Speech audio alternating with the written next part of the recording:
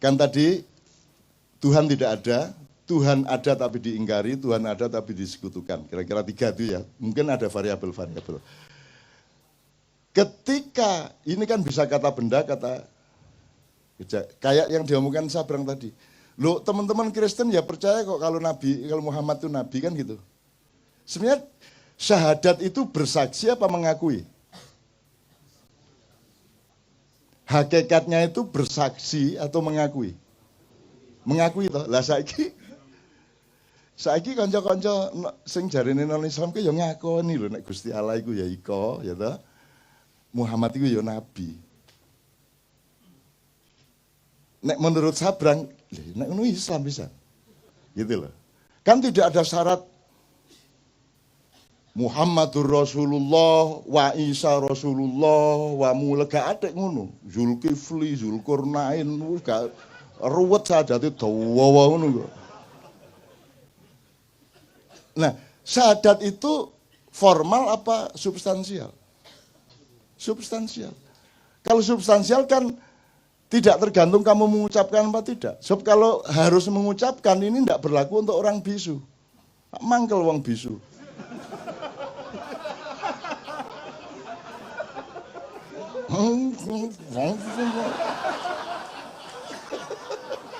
Kamu itu ya sadis.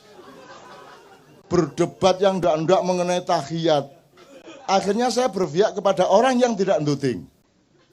Dah, mau apa kamu? Karena ndak punya driji. Lah mangkel sih nggak driji, Mas. Ngene hari ini. Sing kene berdebat ngene, tang ngene. Waduh. Kamu itu kalau berdebat itu mbok yang mikir-mikir kiri kanan. Ada jadilan, makan beling, makan padi, dimarahin, dibid'ahkan. Enggak ngasih makan nasi. Mbok daripada kamu membid'ahkan, bawa nasi bungkus. Anane kula mangan beling niki mboten iso tuku sego, Pak. Timbangane sampean bid'ahno mbok sampean mriki nggawa sego ngono lho dul.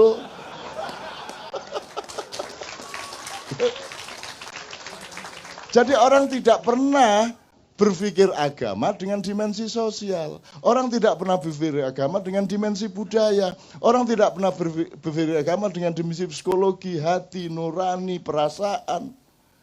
Itulah sebabnya ada anjuran dari Jogja, mbok diomongkan itu soal jihad syahid. Perspektifnya adalah mana rahmatan lil alaminnya ini? Mana ini rahmatan lil alaminnya ini? Mana? Di Timur Tengah sampai Sumba, sampai mana rahmatan lil alaminnya mana? Loh kalau Islam bukan rahmatan lil alamin itu terus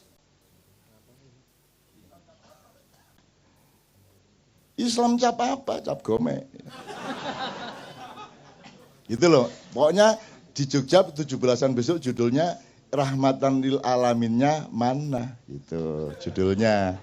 Karena di sana kurang intelektual, kurang akademis. Kalau di sini kan ateisme agama. Gitu. Nah di Jogja rahmatan lil alaminnya mana? Ngono ceritanya.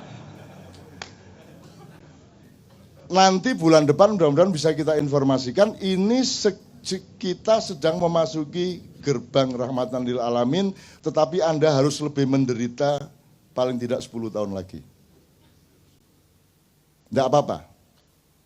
Dan nanti ada yang lebih parah dari Jokowi. Ada yang lebih parah dari yang sekarang Anda gelisah dan cemas. Anda harus siap. Anda harus siap, orang maknya harus siap bahwa hidup ini tidak sama dengan yang kamu inginkan, tidak sama dengan yang kamu pikirkan. Bahkan hidup ini berlangsung sebagaimana yang kamu paling benci dan paling jijik. Mau apa kamu? Terus berdoa kamu sama Tuhan. Terus Tuhan bilang, apa dungo-dungo, nek pas susah dungo kon yo. Engko nek wis oleh duit langsung nang kafe. Gak dungo nang aku gitu. Ya Tuhan sih gak ngomong gitu, itu kan cara saya merepresentasikan Tuhan sih tan kinoyo ngopo, tan kino kiniro ya laisa kamitsli syai'un. Jadi tidak mungkin saya menggambarkan Tuhan, itu gambaran saya tentang Tuhan. Jadi sama dengan ateis itu tidak ada, yang dia tolak itu bukan Tuhan, yang dia tolak itu ya informasi tentang Tuhan yang sampai ke dia. Dia kecewa sama ISIS, dia kecewa sama penipuan demokrasi, dia percaya sama kilang minyak dihabisin oleh Amerika di seluruh Timur Tengah gitu ya. Dia kecewa sama Freeport gitu ya. Akhirnya karena semua atas nama Tuhan, Allahu Akbar, dor, Allahu Akbar, jriet gitu ya. Akhirnya dia benci dan tidak mengakui Tuhan. Yang dia akui bukan Tuhan, yang dia akui adalah yang seolah-olah Tuhan yang sampai ke dia. Jadi cara orang Islam memperkenalkan Tuhan kepada dunia itu yang membuat orang di dunia menjadi tidak simpati kepada Islam. Kira-kira gitu loh Mas ya. Nah, kalau kita agak sedikit saja shortcut, misalnya kasusnya Tuhan tidak ada. Kalau di Indonesia kan ini tidak terjadi. Tuhan ada toh. Meskipun cuma diambil sifatnya gitu ya. Tuhannya juga agak sedikit tersinggung ini sama Pancasila. Loh, ini kan satu-satunya negara yang bertuhan. Tuhan apa? Dari Tuhan gitu. Tuhan apa? Ketuhanan kok Tuhan. Emang sama putih sama keputihan. Ngono kuwi. Enak aja loh, gitu. Mana Tuhannya? Kan ketuhanan. Yang kamu ambil cuman sifatku. Tapi bukan diriku. Sana berdoa sama sifatku sana, tidak kepadaku. Wah, nek Gusti Allah ngomong piye? Kamu hanya suka manisnya tapi kamu tidak mengakui gulanya. Ngono rek. Kamu hanya butuh hangatnya tapi kamu tidak ingat listriknya. Kamu tidak ingat api. Ketuhanan diambil sifatnya tok. Ibarat sapi dijupuk buntutnya tok wancane dodol sop buntut. Dadi nek sapi liwat ketok crek, gitu. Sapi liwat ketok gitu kan. Tuh, nyenengno wong Indonesia iki. Media masanya dia dulu tuh ya kerjanya motong sop buntut itu. Pokoknya dari sapi yang diambil buntutnya, kan karena lagu buntutnya. Jadi dari wanita yang diambil pantatnya sama susunya. Dangdut kan begitu. Dangdut kan pertama penting pemain musiknya bareng-bareng, lama-lama untuk apa musiknya? Oh, yang penting penyanyinya. Akhirnya musiknya cukup tape recorder ya gitu ya. Oke. Setelah itu lama-lama untuk apa? Penyanyinya oh yang penting pantatnya. Goyang ini, goyang itu, gitu. Akhirnya raine gak penting. Jadi suatu hari petunjukan Banduki mek ono bokong tok kayak. Bokong. Ada bunyi musik terus bokong, muter. Terus enggak penting perutnya, enggak penting, pokoknya ono bokong. Jadi kita itu makin lama makin memperhinakan diri, mempersempit diri, mengkotak-kotakkan diri seperti itu teman sekalian. Oke. Senengnya oleh bokong. Lah ya daripada repot-repot tuh enggak penting kok, wajahnya Inul enggak penting toh. Dulu zaman awal dulu wajahnya Inul enggak penting kok, wajahnya kayak apapun enggak masalah, yang penting pantatnya ngebor. Kan begitu. Jadi nek ngono ya wis lah bokong ae wis. Dadi nek iso TV ku pokoke nek syuting bokonge tok. Dadi bokong tok apik itu. Mbok sudah pragmatis seperti itu. Tuh. Nah, oke, sekarang agak lebih serius sedikit. Saya coba potong-potong. Kalau Tuhan tidak ada kan tidak terjadi di Indonesia. Pokoknya ele-ele pokoknya anggap Tuhan ada. Sekarang Tuhan ada tapi diingkari. Atau Tuhan dianggap tidak ada. Variabelnya ya. Kalau ada sebuah rapat anggaran dan Tuhan tidak diingat oleh orang yang rapat anggaran, berarti ateis itu rapat. Benar nggak? Kalau ada presiden mengambil keputusan dan selama dia memproses kemudian mengambil keputusan itu dia tidak melibatkan Tuhan sebagai pertimbangannya, berarti ateis dia. Karena ateisme itu sebenarnya adalah dinamika kata kerja. Kapan ada Tuhan, Anda tidak ateis. Kapan Tuhan tidak Anda libatkan, berarti Tuhan tidak ada, Anda tidak libatkan. Nah sekarang saya tanya sama Anda semua. Kadar ateisme politik kita itu seberapa?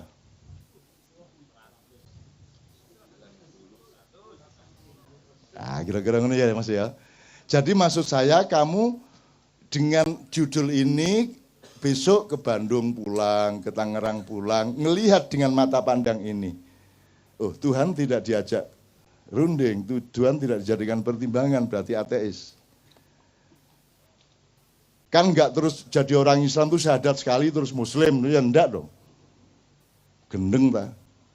Enggak lah. Tuhan menunggu kesetiaan, karena konsistensi tadi itu. Apapun yang terjadi, Tuhan adalah faktor utama hidup saya. Subjek utama.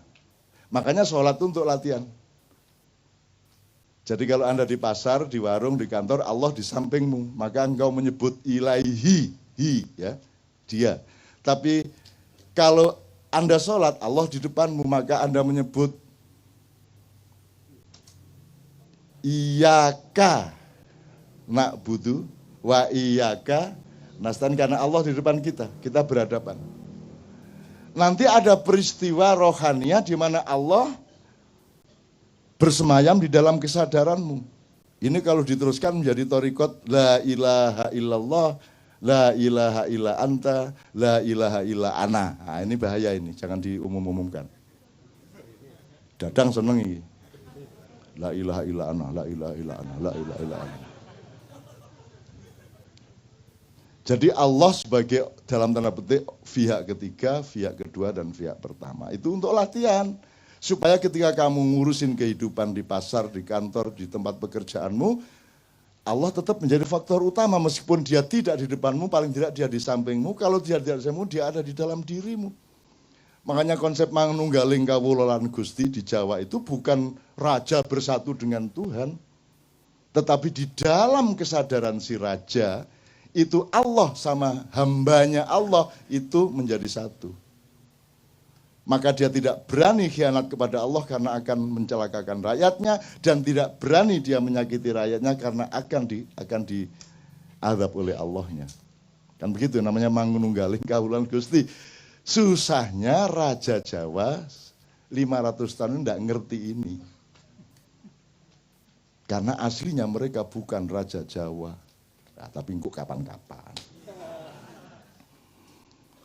Ini Jogja sedang konflik, keratonnya dan seterusnya. Tapi tidak usah lah, ini masalah kecil lah, masalah kecil. Ini, waduh kalau dibuka ini gawat ini. Pokoknya, tapi kira-kira ngono maksudnya yang itu Mas ya.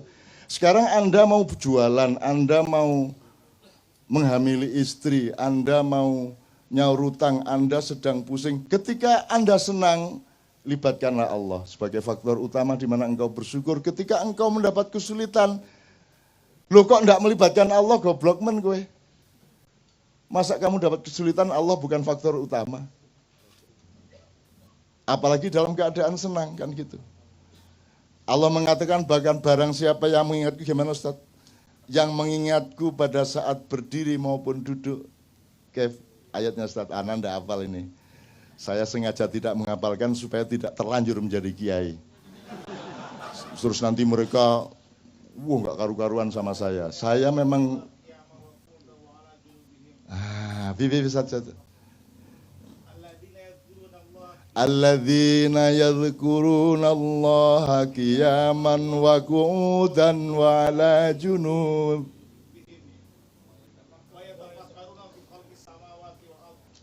Loh, toh, jadi Anda sekarang tahu toh bahwa yang di panggung jangan dianggap lebih soleh daripada yang di bawah panggung. Jelas ya sekarang? Saya pura-pura enggak hafal hanya untuk membuktikan itu. Padahal ya ora hafal gitu. Jadi ada gunanya orang enggak hafal Quran itu supaya dia rendah hati. Salah satu bahaya orang hafal Quran adalah dia menjadi tinggi hati. Saya tidak mengatakan jelek, bagus. Tapi jangan kehilangan kerendahan hati. Kamu mentang-mentang punya ayat, tahu ayat ini, kamu menjadi tinggi hati. Ini ilmu makiyah dasar kok. Orang pinter jadi sombong, orang kaya jadi sombong, orang berkuasa jadi sombong. Sekarang yang paling bahaya, orang alim, orang soleh, hafal Quran, pinter qiraah, ngerti ayat hadis, menjadi sombong. Sombongnya mungkin tidak kelihatan di wajah dan badannya, tapi terasa dari hatinya. Kadang-kadang ketok moto nek wis qiraah iku ngene. A'udzubillahi minasyaitonirrajim.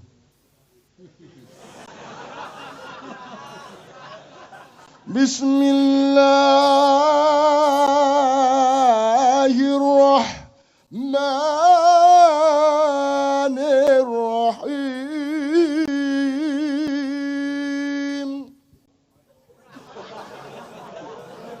Awas kalau tidak kagum, awas kalau tidak kagum. Awas kalau tidak memuji saya, awas. Saya tidak bisa ngeklaim. Allah yang boleh ngeklaim, tapi saya boleh merasakan. Perasaan saya mungkin salah. Tapi saya pantulkan mungkin kesalahan itu. Syukur Anda menjumpai kebenarannya. Saya tidak pernah mengatakan bahwa yang saya omongkan benar. Kita itu sama-sama mencari kebenaran terus-menerus. Kapan-kapan saya bilang biar menjelaskan bener piye jane. Itu ya teman sekalian ya. Oke, sekarang gini. Waktunya habis kira. Udah jam 3 pas. Gini. Ada Allah, tidak mengakui Allah, ada Allah tapi mengingkari Allah, ada Allah tapi menyekutukan Allah. Itu kan nanti diterjemahkan secara nilai dari filosofi, mau akidah, filsafat, moral, sampai aplikasi sosial, sampai hukum, sampai segala macam. Kalau seorang hakim memutuskan, tok itu tidak ada Allah dalam file pikirannya, itu ketukan palu ateistik. Jelas toh? Kan begitu rumusnya tadi. Karena ini luar biasa. Ini apa namanya? Apa kuwi jenenge pra peradilan ini diterima apa tidak? Itu kan penting banget itu.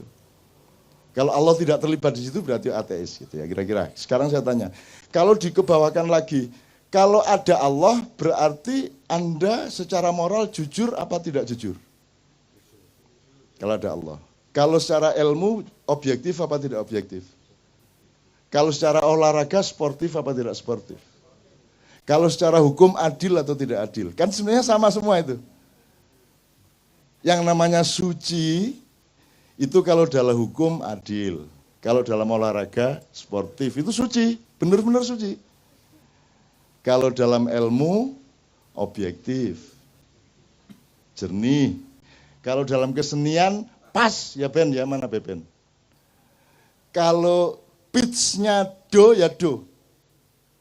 Kecuali kepentingan estetiknya menyuruh do-nya naik dikit atau turun dikit. Dalam sifat-sifat pentatonik misalnya. Sekalian ya oke. Insya Allah di sini ya, dari tadi saya di belakang 2-3 jam di sana. Dan saya lihat, ini teman-teman jujur amat ya, suci mereka ini.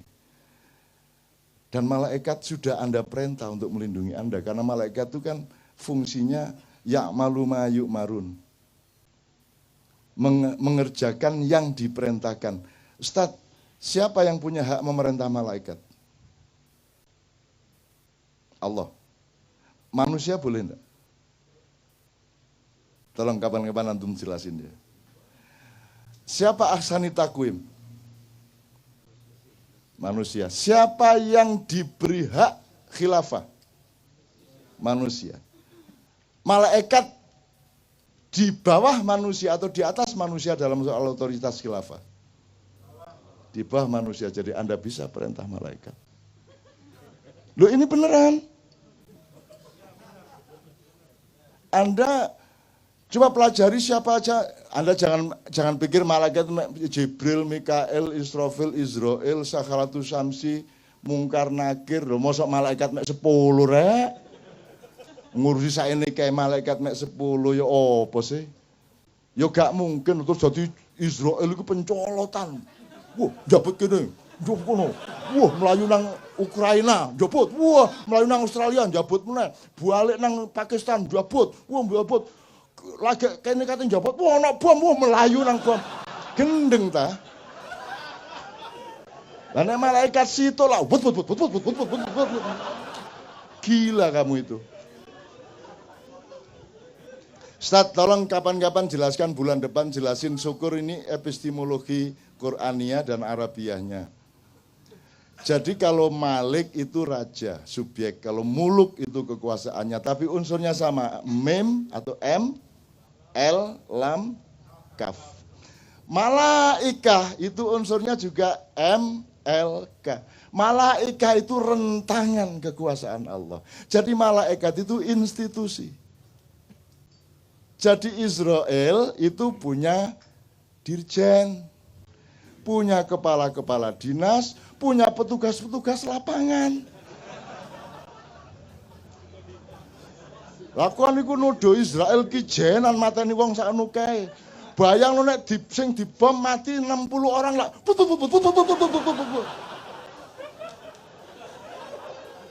Kan bareng matine. Gendeng arek-arek iki. Kurang ajar aku diarani ngono karo arek-arek. Bayangin itu. Wah kalau banjir Nuh itu yang mati berjuta-juta orang itu Israel. Wah speed tinggi pokoknya. Wah remeh mbuh piro itu. Gimana sih? Malaikat itu institusi. Gitu loh. Ada Perdana Menteri namanya Jibril, Menteri ini namanya Mikael, Menteri Penerangan namanya Israfil.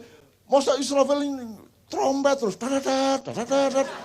masa diciptakan Allah bermiliar-miliar tahun penggaweane mek ngene ya. Gendeng arek iki. Mbok pikirannya hidup. Nah, fikir ini kan Anda berlatih untuk ludeng akalmu, betul enggak? Di sini ludeng enggak pikirannya? Aku tanya di tempat mana yang kamu bisa ludeng semerdeka-merdekanya tapi tulus seperti di sini. Begitu kamu ke kantor, bisa kamu mikir gitu? Kebuntu kan gitu kan? Di sini Anda ludeng, lah iya. Terus nodoh Israfilku penggaweane trombon. Gendeng arek-arek. Itu berarti dia yang melakukan, dia sound system. Dia loudspeaker of all information from Allah. Kan gitu. Jadi informasinya gak mek tuet-tuet tok. Engko dia terus usul, Gusti Allah mbok kula nyuling barang. Mosok nrompet tok gitu kan. Engko dia nggawe proposal.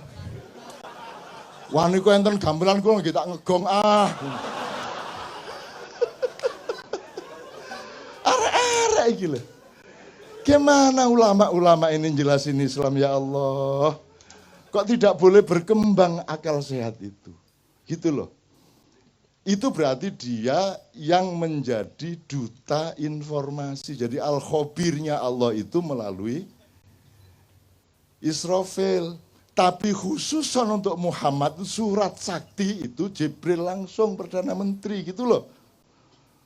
Terus saiki mergo wis gak ono wahyu, Jibril nganggur. Ngene iki.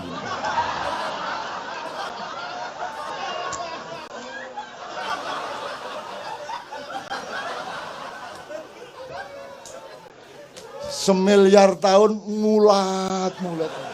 Wis gak ono nabi ya.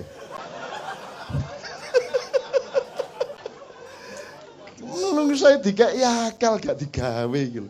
Jadi Jibril mau manggil karo awakmu iku. Aku mek diarani pensiun mulat.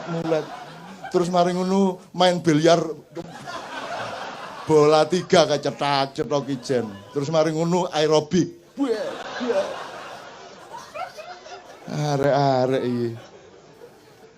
Ndak. Makanya belajar madza al-wahyu wa ma adraka mal wahyu. Wahyu itu apa dipelajari dong. Kalau ilham itu apa, hidayah itu apa, fadilah itu apa, maunah itu apa.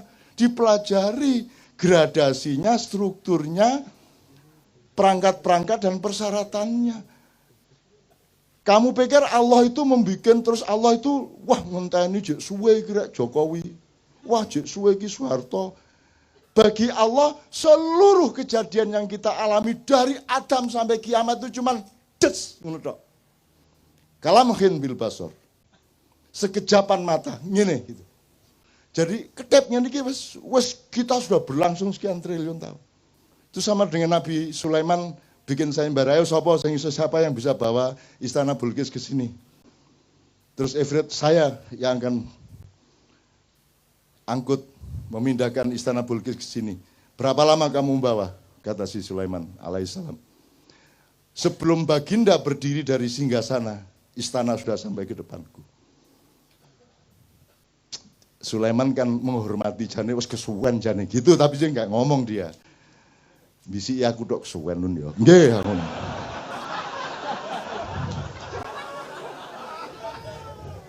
Akhirnya muncullah Asif bin Barkhiyah. Ya Baginda, sebelum Baginda selesai berkedip, istana sudah di sini. Terus Sulaiman gurung jawab, sudah di situ istananya. Jadi jin kalah sama manusia jauh. Dan malaikat disuruh Allah taat kepada khalifah. Makanya yang bikin proposal malaikat kepada Muhammad, kepada Ibrahim. Yang bikin proposal malaikat. Gunung bikin proposal kepada Muhammad. Ya Rasulullah, engkau dipanah oleh orang-orang kafir itu sehingga lehermu luka. Sehingga pundakmu sengkleh dan engkau dievakuasi masuk ke gua Uhud. Mohon perkenankan aku untuk menjatuhkan, menggugurkan batu-batuku supaya menimpa pasukan-pasukan kafir itu. Terus malaikat Sang Hyang Bayu, Sang Hyang, macam-macam datang. Rasulullah izinkan, saya tak ngebes. Ngebes itu artinya badai. Saya tak nyunami. Wus macam-macam bahasa nih. Terus ruang sana nek malaikat cara apa? Kamu pikir siapa yang mengajari malaikat ngomong? Tahu benda ini, benda itu. Ustaz, apa ayatnya? Adam diajari Allah, Adam mengajari malaikat. Jadi karena kejadian air yang naik ke darat itu namanya tsunami, ya ada yang ngomong, kalau tak nyunami nggih Kanjeng Nabi ngono. Wah, aku krungu dhewe rek. Pokoknya menawarkan bikin proposal mohon izin kepada Muhammad SAW untuk ikut membantu Muhammad menghancurkan orang-orang kafir. Muhammad mengatakan, tolong jangan lakukan. Sebab kalau Allah perintahkan pasti dia juga perintahkan saya, kamu akan saya suruh, tapi jangan lakukan. Karena aku sudah terlanjur mendoakan agar yang melukai saya tadi nanti punya cucu menjadi pemimpin Islam. Gitu loh. Jadi kalau orang utang tidak bayar-bayar, doakan ya Allah, jadikanlah anak dia besok-besok orang yang murah hati memberi uang sebanyak-banyaknya kepadaku. Ngono. Wong ditagih gak kena, ya toh.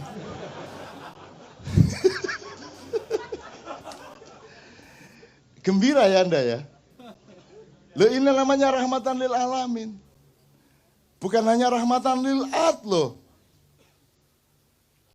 Kita khalifatun fil ad, tapi rahmatannya lil alamin. Jadi Anda harus bisa ke Mars. Anda harus naik ke langit-langit. Anda harus ke langit 2, langit 3. Anda menembus dimensi-dimensi. Karena Anda berkewajiban untuk rahmatan lil alamin. Lah ini bumi tok aja kamu tidak bisa rahmatan lil alamin. Paten-patenan bendino. Soal tato gelut. Ayo tatoan gak oleh wudu.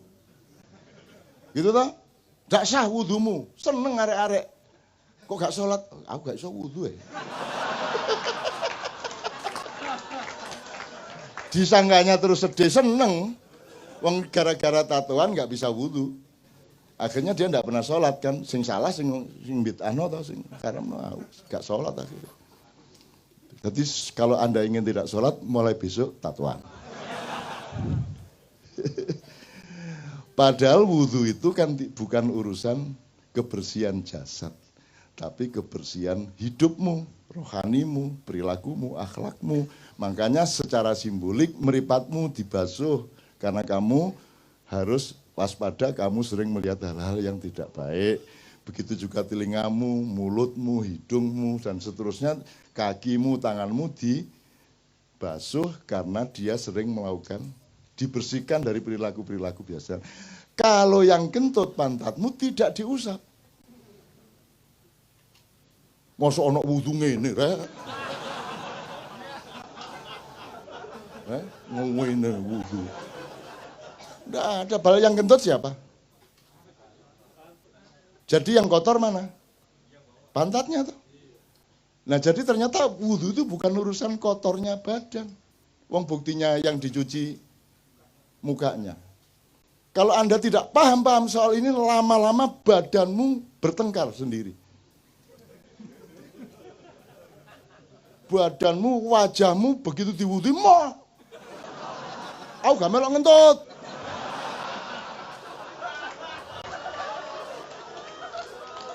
Terus ngene, ku,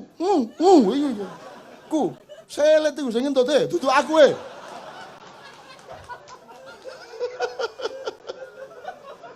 Logis ya?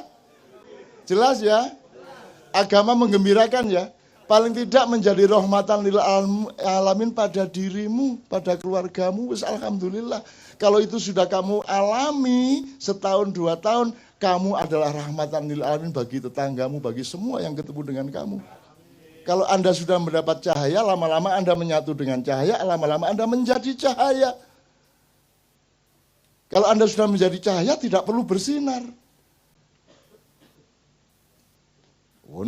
Tak terus gendeng kan. Kalau Anda sudah bersatu dengan Allah, Anda tidak butuh iman. Gendeng lagi. Terus YouTube, MH, tidak butuh iman. Wow, titik 2. Dipotong meneh, so buntut. Maksud saya, iman itu kan jalan, jembatan untuk kamu berjumpa. Supaya kamu tidak ragu-ragu terhadap perjumpaan denganku, kata Allah.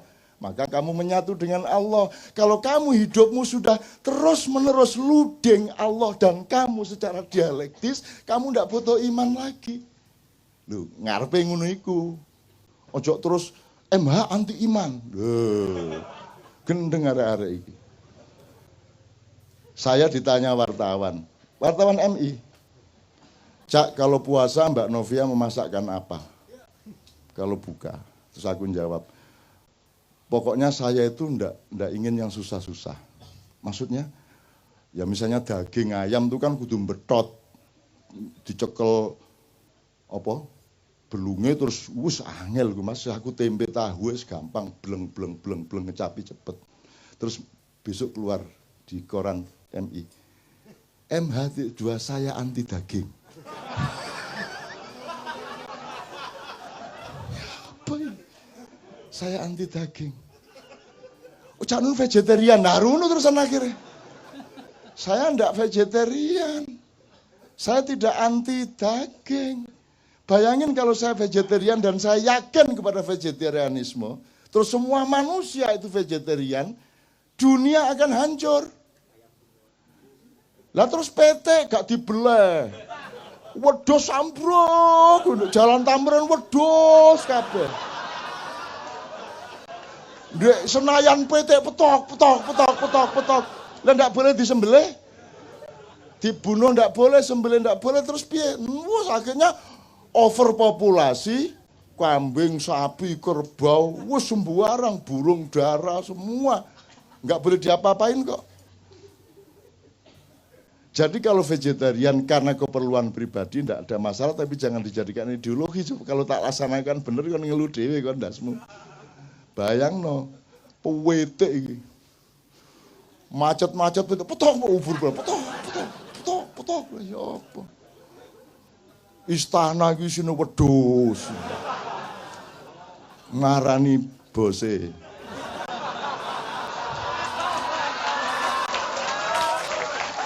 Ngono upamane ya.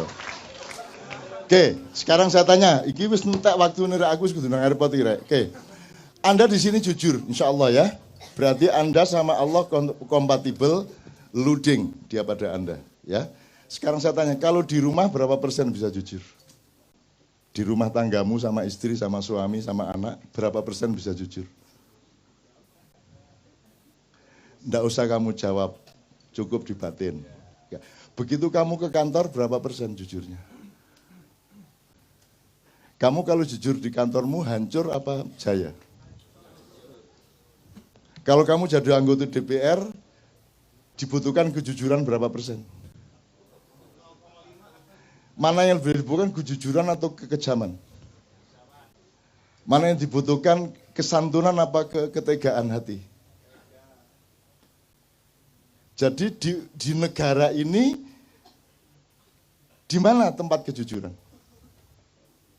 Di mana tempat kesucian? Di mana tempat kemurnian? Di mana tempat objektivitas? Di mana tempat keadilan? Hanya di sini. Pas Jumat kedua tok.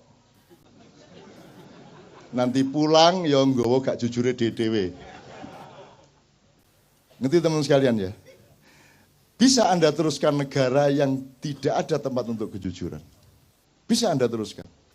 Apa yang salah sebenarnya? Ini negara atau bukan? Ini pemerintah atau bukan? Oke, tak singkat ya, itu jawaban dewe.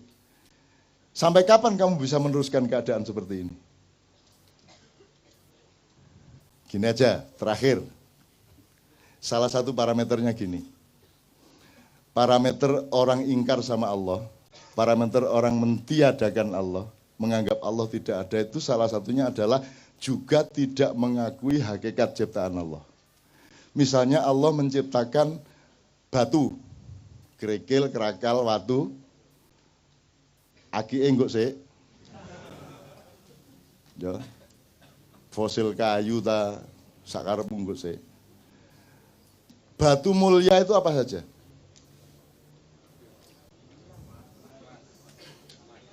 Emas, intan, berlian. Oke, mau milih apa? Intan gitu ya? Intan ya? Oke, 3 aja kita ambil 3 dari variabel ini. Intan, emas, batu. Kalau intan, emas, batu, Anda bisa nggak ngukur dengan mata Anda ini emas beneran atau tidak? Nggak bisa ya? Ini berlian harganya mahal, itu gimana caranya kamu ngukur? Jadi yang benda kelihatan mata saja Anda tidak bisa ngukur. Sekarang Anda tahu nggak bahwa manusia itu dibikin oleh Allah, ada yang berkualitas batu, ada yang berkualitas tembaga, silver apa namanya? Perak, emas, berlian, intan, mutiara. Betul enggak? Percaya enggak Anda? Bahwa ada manusia mutiara. Siapa contohnya manusia mutiara? Muhammadun Basyarun. Laisa kal basyari. Bal huwa yaqut bainal hajari. Muhammad itu makhluk. Tapi dia bukan sembarang makhluk. Dia bukan makhluk biasa. Dia adalah mutiara di tengah batu-batu. Tak persingkat ya Mas ya. Sekarang orang ngerti nggak bedanya manusia batu sama manusia mutiara? Diajarkan nggak di sekolahan? Untuk membedakan manusia bermutu dan tidak, diajarkan nggak? Orang sekarang ini, rakyat Indonesia, ngerti nggak bedanya manusia batu sama manusia mutiara? Nah kalau tidak, tolong simulasi. Bangsa yang tidak mengerti bedanya batu dengan mutiara, itu bisa terjadi apa pada mereka? Sebab nanti ada mutiara yang dibuang. Karena toh orang tidak mengerti mutiara. Ada batu yang dimutiara-mutiarakan dengan pencitraan melalui Kompas, Tempo, dan lain sebagainya. Terus Anda semua percaya itu mutiara. Cuman dikasih warna kuning supaya seperti emas dan Anda percaya dia emas. Terus Anda harus pakai demokrasi, dan demokrasi itu biar seon emas sama seon batu sama. Satu suara. Demokrasi itu lahir dari bangsa yang tidak mengenal kemutiaraan manusia. Saya enggak provokasi ya. Di Quran itu yang disebut Allah apa? Ini Mas, sudah nikah? Belum? Mbak sudah nikah? Belum. Kok kabeh perawan ya apa? Ya ono Habib Anis iki. Udah nikah? Udah.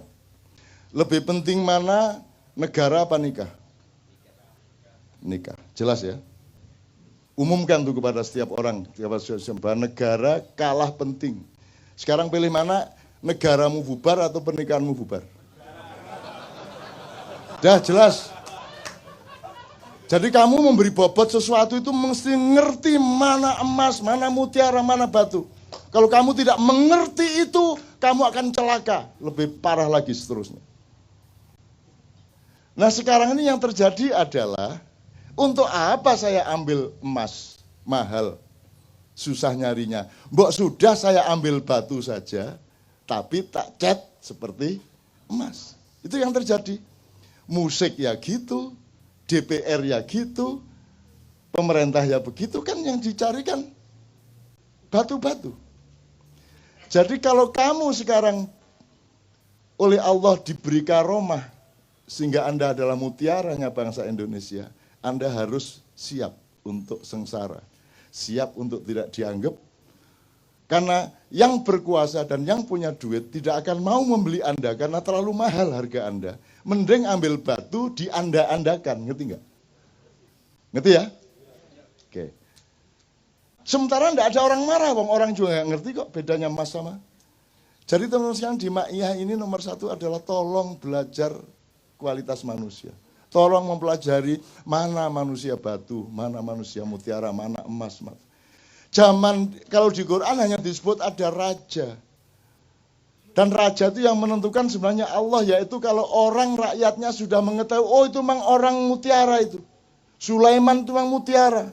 Yusuf itu memang mutiara. Daud itu memang mutiara. Semua orang mengakui dengan jujur. Maka dia rajanya memang. Tidak perlu pemilihan. Pemilihan itu terjadi karena Anda tidak ngerti bedanya mutiara sama. Saya bukan anti pemilu. Tapi kalau diterusin memang anti pemilu. Tapi saya tidak mengatakan begitu. Bahwa outputnya seperti itu bukan salah saya. Nah sekarang Anda mau pilih mana? Di Quran tidak ada disebut kecuali kerajaan dan raja. Dan Anda ditipu selama 500 tahun ini. Anda pikir yang di sana itu kerajaan itu bukan kerajaan, itu bukan raja. Raja enggak begitu. Raja punya kualitas, raja punya wibawa. Kalau pakai terminologinya Ronggo Warsito ya Satrio Pinandito, Sinisian Wahyu.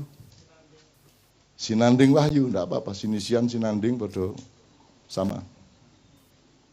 Jadi Anda harus bisa melihat. Nah sekarang mutiara-mutiara justru dihancurkan. Apakah dia inovator teknologi? Harus dihancurkan. Apakah dia wartawan kreatif? Dikeluarkan. Karena Anda mutiara. Anda mau jujur, mau jernih, mau berbinar-binar seperti mutiara, Anda dikeluarkan. Yang dibutuhkan batu-batu yang dipoles. Karena sekarang yang nomor satu pencitraan. Yang penting itu bukan kamu itu ayam atau bukan. Yang penting rasamu ayam. Benar nggak? Kata Sabrang, jeruk itu hanya dipakai untuk cuci piring. Nah yang diminum orang itu yang rasa jeruk. Gendeng wong saiki. Apalagi orang Jawa, ini sedang periode di mana orang Jawa memperhinakan dirinya. Kalau ada sinetron yang paling rendah derajatnya pasti orang Jawa. Kalau pembantu rumah tangga harus orang Jawa. Kalau pelawak yang dibodoh-bodohkan pasti orang Jawa. Bahwa bahasa yang paling jelek adalah yang medok.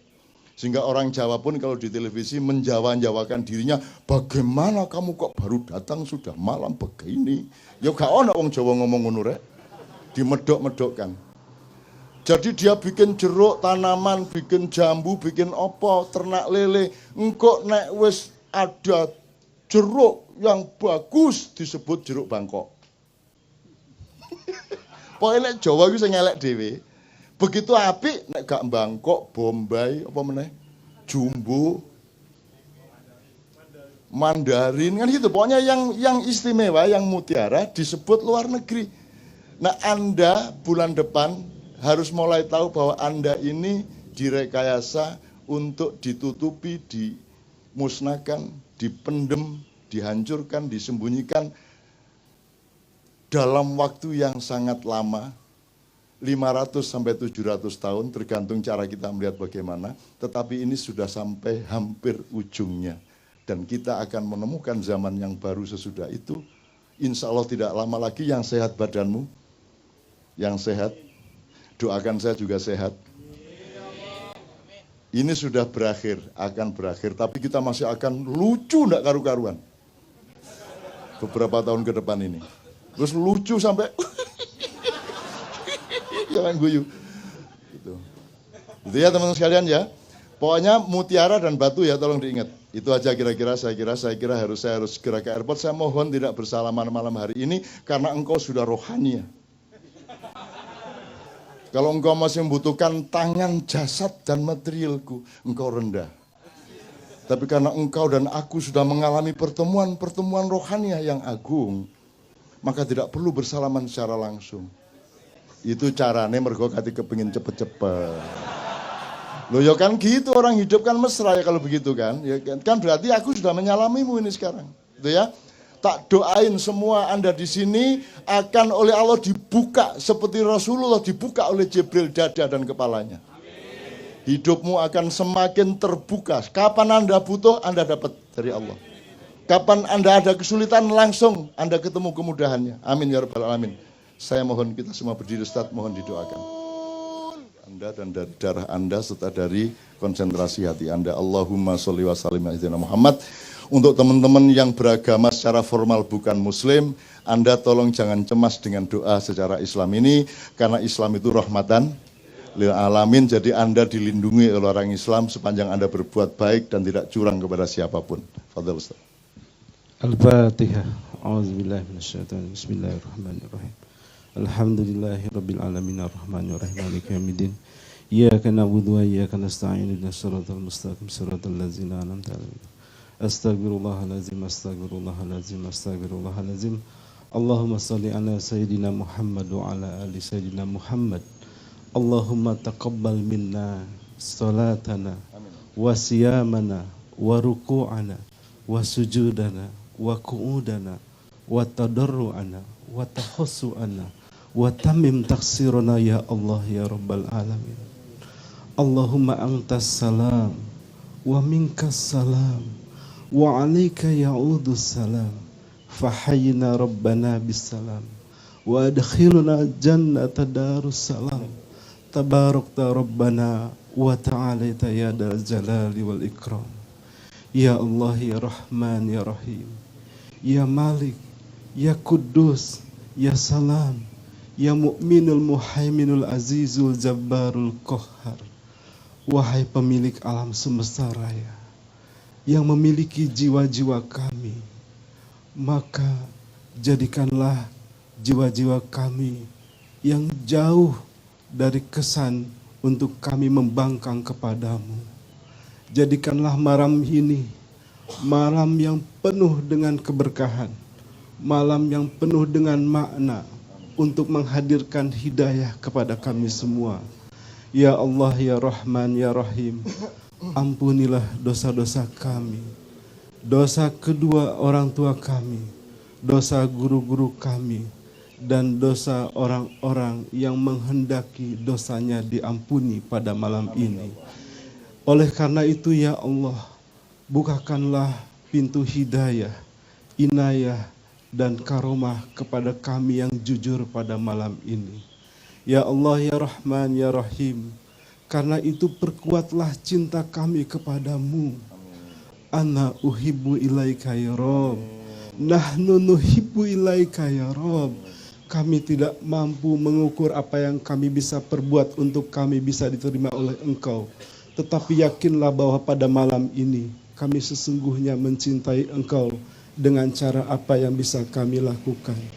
Ya Allah ya Rahman ya Rahim, bukakanlah apa yang mesti dibukakan dan itu baik untuk kami. Tutuplah apa yang mesti ditutup karena itu tidak baik untuk kami. Ya Allah, ya Rahman, ya Rahim, di bawah bimbingan pembimbing kami Kiai Cak Nun, insya Allah mudah-mudahan kita semua mendapatkan makna pada hari ini dan dihadirkan kembali dalam satu kehadiran yang penuh dengan keriduan. Amin. Panggillah kami dalam kerinduan yang penuh dengan kerinduan kepadamu ya Rob, untuk kami bisa bertemu denganmu dalam satu ucapan, salamun qaulam mir rabbir rahim. Rabbana zalamna anfusana wa illam taghfir lana wa tarhamna lanakunanna minal khasirin. Irhamna ya arhamar rahimin. Irhamna ya arhamar rahimin. Irhamna ya arhamar rahimin.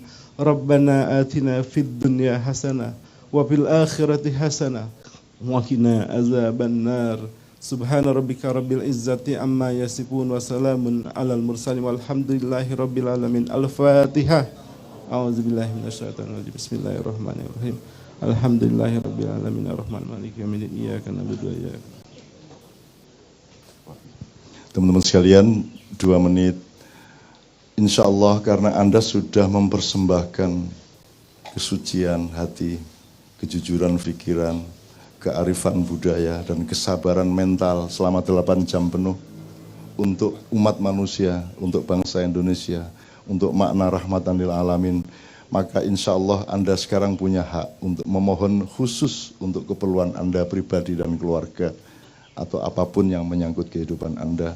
Bayangkan, renungkan, dan ucapkan di dalam hati masing-masing apa yang Anda perlukan dari Allah. Anda mohonkan kepada Allah.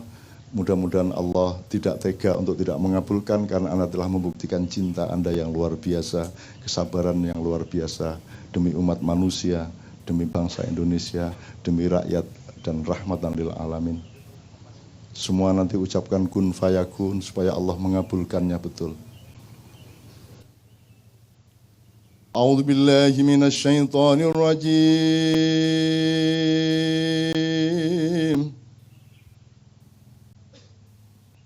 Bismillahirrahmanirrahim. Inna fatahna laka fatham mubina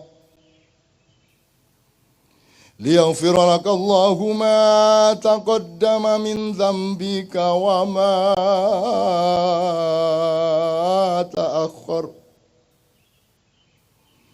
wa yutimma ni'matahu 'alaik wa yahdiyaka siratan mustaqima wa yansuraka Allahu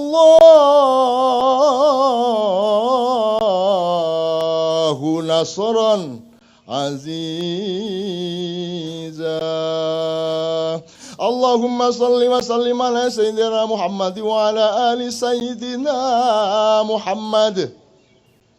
Innama amruhu idza arada syai'an ay yaqula lahu Innama amruhu idza arada syai'an ay yaqula lahu Innama amruhu idza arada syai'an ay yaqula lahu kun fayakun. Fasubhanalladzi biyadihi malakutu kulli syai'in wa ilaihi turja'un. Rabbana atina fid dunya hasanah wa fil akhirati hasanah wa qina adzabannar. Subhana rabbika rabbil izzati amma yasifun wa salamun alal mursalin walhamdulillahi rabbil alamin. Al-Fatihah.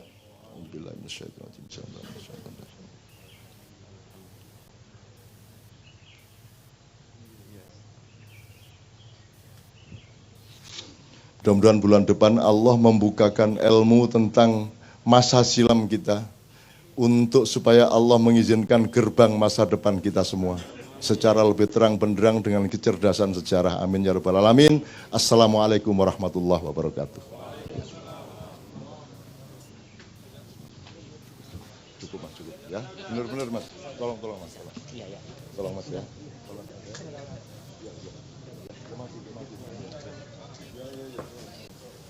Udah masih ngomong.